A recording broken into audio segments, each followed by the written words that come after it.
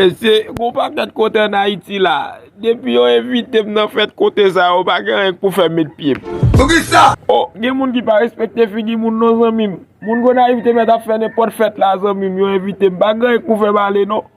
Imagine normal non fèt kon a evite men, yo evite men, bale bien frey men. Les rive men moun yo pa honte yo ba ma y coller ak ça ensemble men. Et puis yo plein le piment oui. Oh! On radies qui met là qu'on graine permettre. Moun keskof yo c'est ça net zanmim. Rive non fèt keskof frère. Man écrivant là, premier ça bon moi son bouillon chou, pomme de terre, carotte et puis on jo galon clair ba moi men. Sorti là! Oh!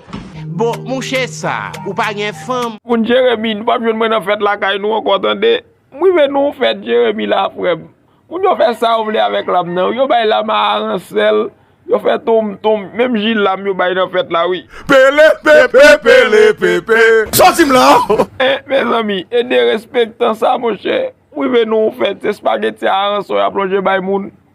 Citoyen ça. Oh, moun c'est ma qui de respectant comme ça frère, yo pas respecter figi moun non. Mais c'est qu'on s'allie.